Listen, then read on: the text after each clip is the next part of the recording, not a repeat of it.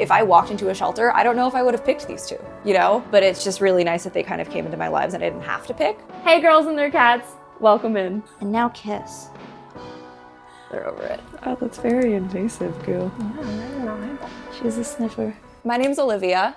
This is Guppy. This is Minnow.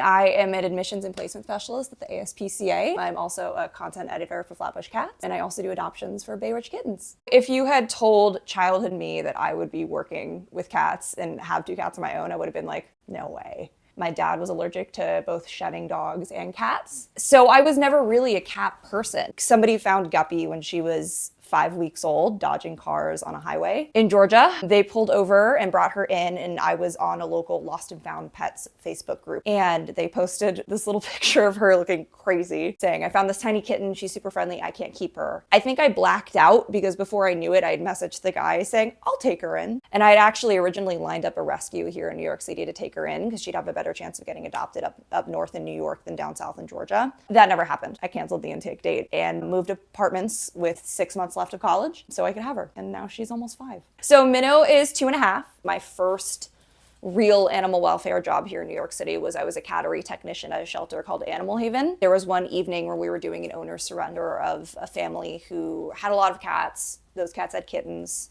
So this is one of the, I think the second litter they surrendered to us.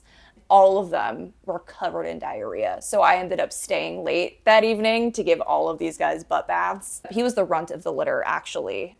He ended up being pretty medically complicated his first couple of months of life. They thought he had a liver shunt initially because he just wasn't growing at the same rate as his other siblings. There was one day a kennel attendant at Animal Haven came in and noticed him convulsing. So they rushed him to the vet. And then a coworker of mine who lived down the street ended up fostering him. And there was one weekend where she was like, hey, I don't want to keep him in the playpen all day alone. Do you guys want to foster him for 2 days? And I was like, yeah, why not? It's only 2 days. He never left. Since then, he's also still been medically complicated.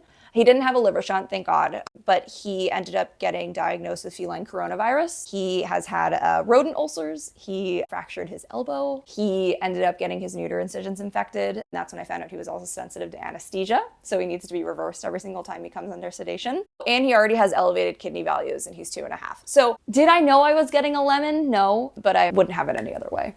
Guppy is your typical cool, calm, collected. She very much is that cat that will be like, I want to sit on the couch with you, but I'm not going to be all over you on your lap. Minnow is the party man. I like to compare him to a frat boy. He is go, go, go, go, go, go, go. He annoys the ever-living crap out of her. And, they live in peace for the most part. He is not afraid to yell at you for him to pick him up. He'll put his little arms up. I call it uppies. I really lucked out with getting 2 really awesome cats. If I walked into a shelter, I don't know if I would have picked these 2, But it's just really nice that they kind of came into my lives and I didn't have to pick. So I have Minnow right here. He's like a little postage stamp. And then that's Guppy. So I have both my cats on me forever. So I found this really great ceramicist who makes custom, I don't think she does it anymore, but she made custom pet things. So I have, a lot of this is before I have Minnow, so sorry if I'm discriminating, but this is my Guppy incense holder. Custom to her. No, that's so good. This is my custom Guppy planter.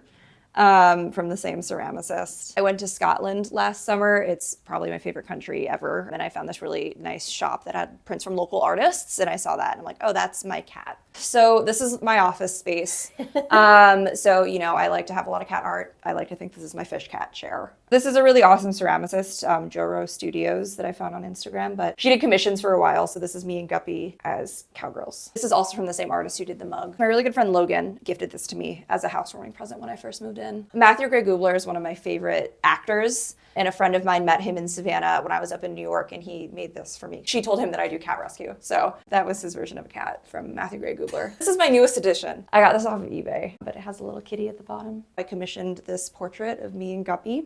We're gonna need to see some Minnow art. Yeah, I know. This is my Minnow art. So I also from the same artist commissioned paper mache versions of my cats. Oh my so God. I have Minnow flopping because that's what he does, and then Guppy.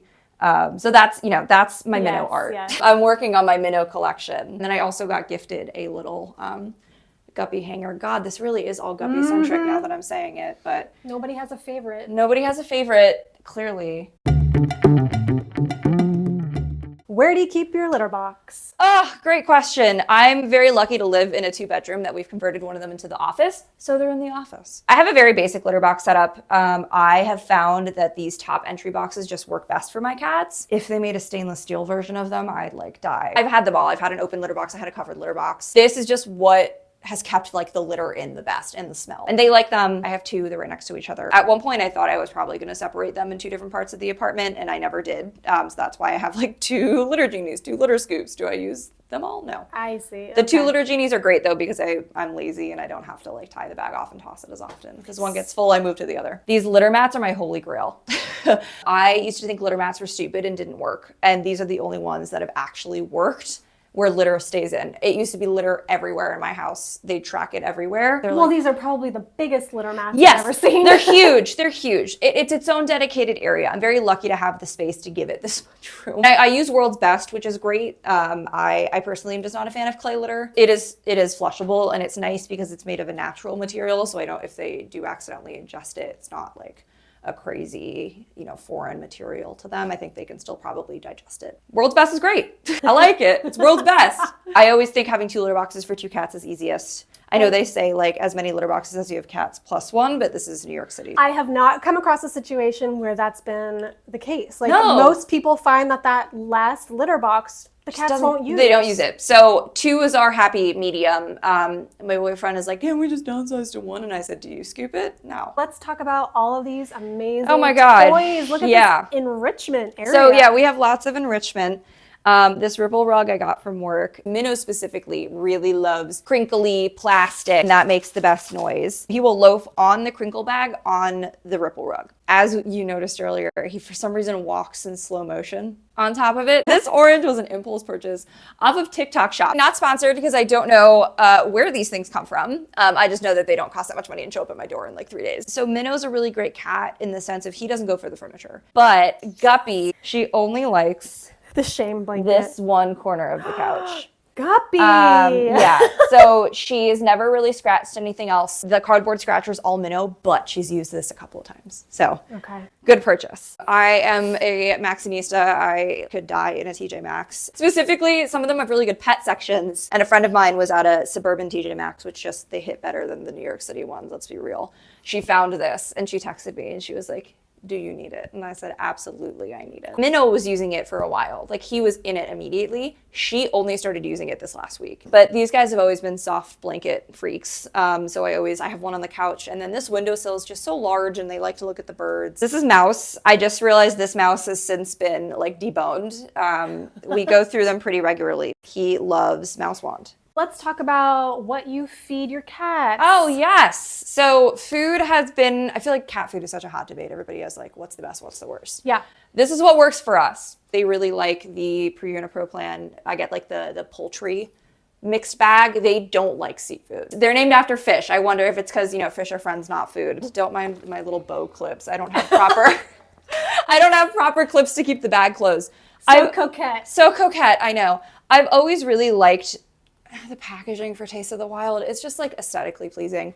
They were eating tiki cat kibble for a while, and then I realized it's higher protein, and sometimes high protein can be a hindrance with, cats with kidney issues. So I wanted to try Taste of the Wild just to kind of mix up, because it's like chicken food, and then they were getting chicken kibble. I'm like, let's switch it up a little bit. So this is duck. Roasted quail and roasted duck. How fancy. They love it. The other one they really like is Sheba. Sheba is great because it's not the worst, and it's also not crazy expensive. It's usually a lot cleaner than this, but this is where I keep like treats. So Temptations are great. I just got given some of these Tiki Cat crunchers. I didn't know they made their own crunchy treats, and they liked those. And then of course, Churu on deck always. So pick your weapon. Do you want dry? With Churu. Oh guys, it's your lucky day. They have their whole station over here. So we have our elevated feeders. I had experimented with a couple of different fountains before, and I never really liked them because I felt like they were almost all plastic, or there were so many individual little parts to clean all of the time that I couldn't justify keeping up with the maintenance until I found this fountain. I like it because it's all stainless steel. This is stainless steel. The plate is stainless steel. The only things that are plastic are the pump itself and the dish that holds the filters. It takes me 5 minutes to clean. It has a really long battery life, so I keep it next to where I can plug it in.